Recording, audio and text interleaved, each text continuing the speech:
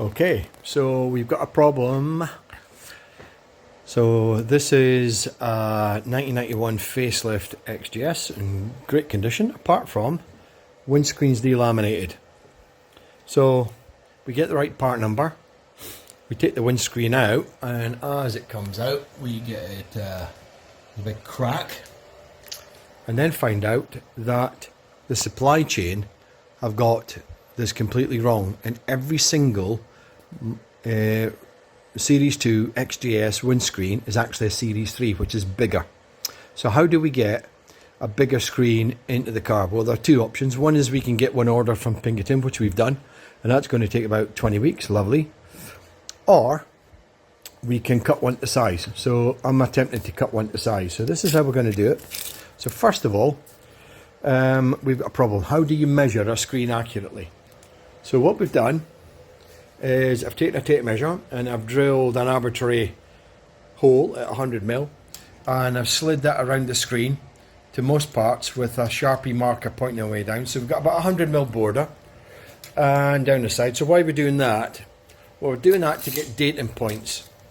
So when we've got a known datum point, so we've got one at the bottom, one at the top each side, we can then accurately divide it and find the center point. So I've got a center point in here somewhere. You can see it. Here we go.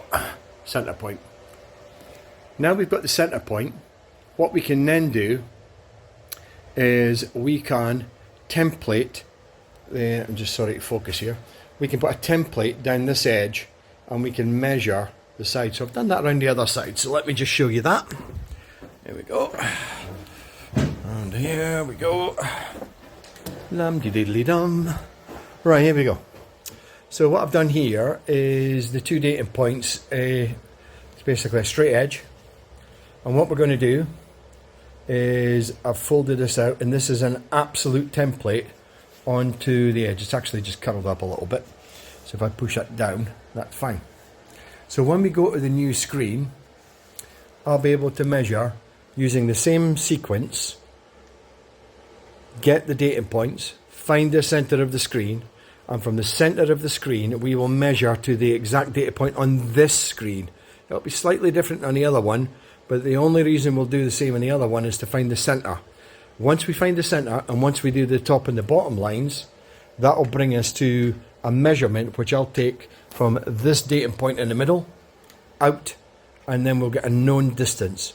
From that known distance, that will give me an edge, so I can transfer this template to the new screen.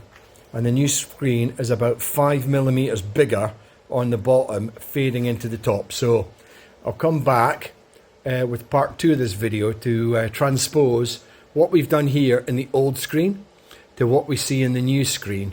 And when we take this template, it should show us the extra material. So this will be the size of the old screen, and we'll see how much material we need to take off, and then we're going to experiment with how we take off that material. So coming back to you soon.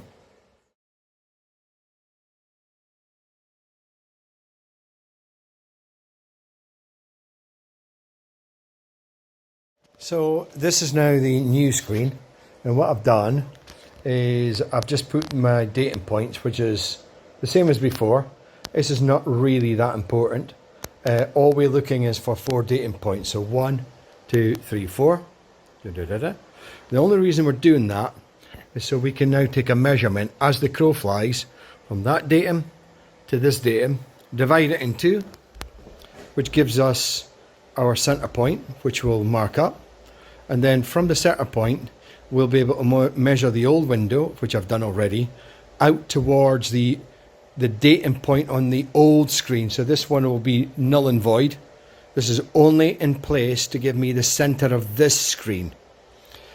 When we do that, I'll take the old measurement from here, the center, to the old datum point, and that will be the point where I put the template, and the template will give me the amount of excess material that's coming off.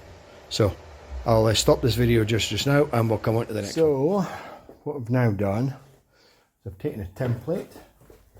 So the template goes on screen, and then we've just sprayed around to show the excess material that needs to come off.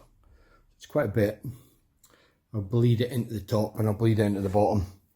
Actually, the top to the bottom is out by 2 mil, but we think we've got that covered. The issue is side to side. So it's going to be quite important to come in, and I'll just take that down in. It won't be far out, I think. So this is a glass grinding machine. That's Mick. This is water cooled. This is a diamond impregnated bit. It's one of these. So they're quite good. Really good bits of kit. That's the part number there.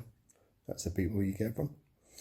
So we'll give it a go and see how we get on. So what I can tell almost immediately is this is actually quite aggressive, and it's actually chipping the edge of the glass on the top. So you can see it's that's with about 2 seconds worth. It will take it down. Whether or not we should is a different question.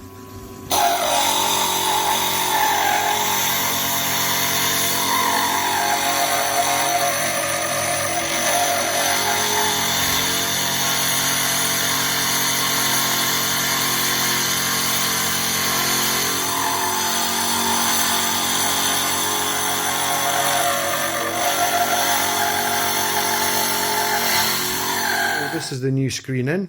Everything worked as planned. The thing to note though is every Series 3 screen comes with a boss. So you've got a choice. You either live with the black circle on your screen or buy a stick-on mirror. So I bought a stick-on mirror. So absolutely looks the part. Anyway, that concludes. Any questions, drop me a line.